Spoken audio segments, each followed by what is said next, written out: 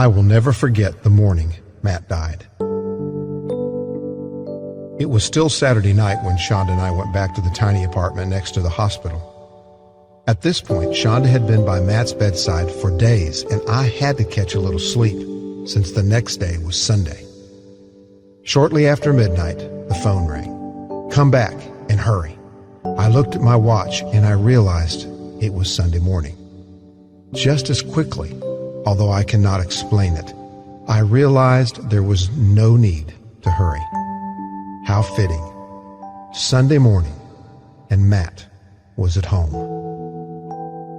Here is one of the great lessons I learned, at least to this point, that is. This lesson is simple. No matter how bad things are, they could always be worse. Worse, seems I just heard someone say. What could be worse than losing a child? I have an answer for that, and it is really quite simple. And it is unimaginably worse. What is worse than losing a child? Losing a child and not being certain of where that child will spend eternity.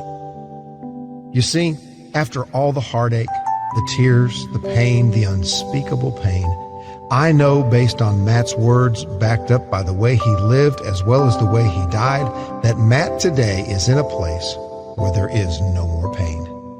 The earthly body that failed him is now replaced by a glorified body that knows no suffering.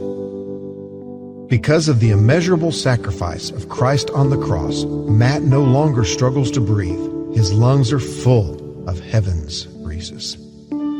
Because there was a time that Matt asked Christ to come into his heart and forgive his sins, he no longer exists in an atmosphere clouded by suffering and questions. Instead, he knows as he is known.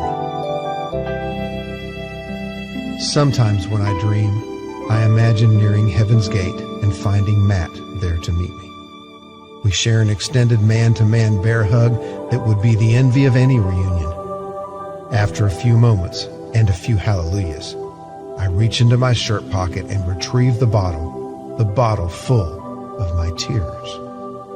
Now we all know there is no place for tears in that land.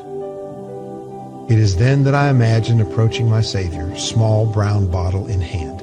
I fall on my knees as I near the Holy One into whose presence I am not worthy to enter. I realize that despite my failures, struggles, and questions, I am in the presence of Jesus himself and only by his grace. I raise the bottle, remove the cork, and pour my tears at his feet as an offering. Then and there, I too will be free of the struggles, the doubts, the questions, and the tears. No longer in need of a container to catch any more tears. I think I'll just toss the small, brown, empty bottle into the river of life.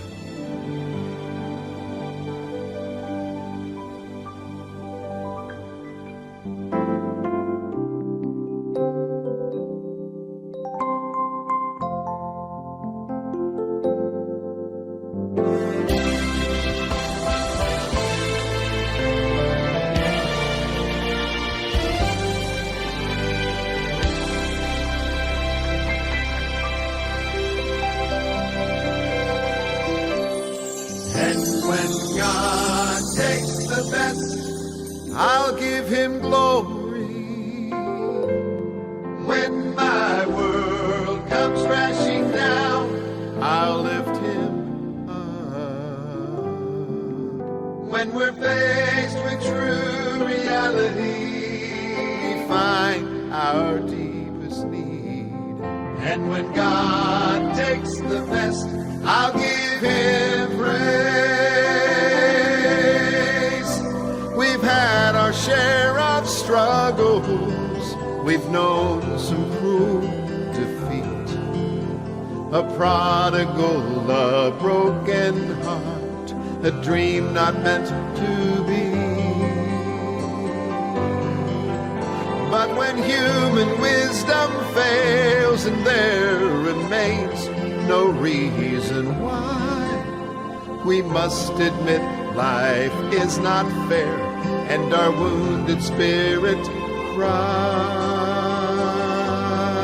And when God takes the best, I'll give him glory. When my world comes crashing down, I'll lift him up. When we're faced with true reality, we find our deepest need. And when God takes the best, I'll give him praise. Our loving Lord designs the path.